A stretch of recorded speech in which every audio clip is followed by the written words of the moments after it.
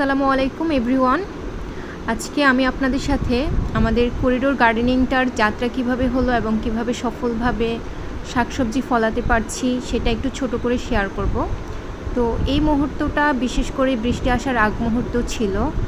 দেখতেই পাচ্ছেন কিছুটা অন্ধকারাচ্ছন্ন হয়ে আছে এবং সেই সাথে বাতাসও শুরু হয়েছিল। আর আপনারা খেয়াল করলে দেখবেন যে বারান্দায় বেশ অনেকটা শাকসবজির লতানো রয়েছে, অনেকগুলো শাক হয়ে রয়েছে।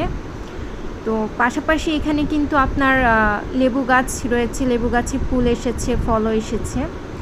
তো মূলত যে কথাটা বলেছিলাম যে বাগানটা কিভাবে শুরু করা, যাত্রা কেমন।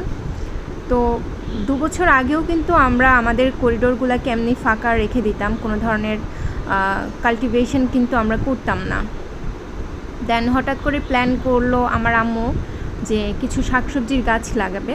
তো উইদাউট এনি প্রিপারেশান, মাটি প্রস্তুতি, এক্সপিরিয়েন্স এগুলো ছাড়াই বিশেষ করে কুমড়ো শাক এবং লাউ শাকের যে বীজ সেটা লাগিয়ে দেওয়া হয়। লাউ শাকের বীজ কিনে আনা হয়েছিল, আর কুমড়ো শাকের বীজ কিনে আনতে হয়নি। আপনারা অনেকেই জানেন কুমড়ো বাজার থেকে কিনে নিয়ে আসলে সেখানে বীজ থাকে, সেই বীজকে শুকিয়ে আমরা লাগিয়ে দিয়েছিলাম।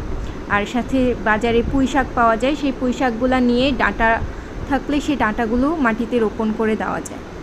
তো এই তো জাস্ট এতটুকুই কাজ করলাম, আর সময় মতো পানি দিতাম।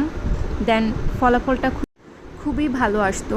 দেন আস্তে আস্তে আমরা গাছের পরিমাণ বাড়ালাম, এক্সপেরিমেন্ট করলাম, সাথে সৌন্দর্য বর্ধনের জন্য কিছু করিডোর প্ল্যান্টিং, ইনডোর প্ল্যান্টিং শুরু করলাম। যেমন মানি প্ল্যান্টের গাছ কিংবা স্নেক প্ল্যান্ট, এগুলা সৌন্দর্য বর্ধনের জন্য লাগিয়েছি, সাথে গোলাপ গাছও ছিল।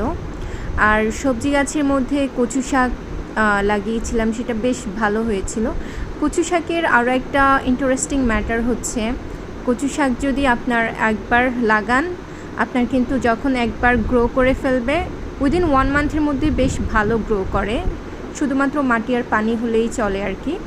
দেন আপনি কেটে ফেলবেন একটু গোড়ার অংশ রেখে দিয়ে, 2 ইঞ্চি অথবা 1 ইঞ্চি পরিমাণ রেখে দিয়ে, দেন আপনি দেখবেন যে ওই গোড়া থেকে আবার গ্রো করতেছে। তো এটা মোস্ট লাইকলি রিসাইক্লিংয়ের মতো, যে এটা পুনরায় হয়, পুনরায়। তো যাই হোক, আমরা মাঝে মাঝে পুঁই শাক তুলি, প্রচুর পরিমাণে শাক হয় মাশাল্লাহ।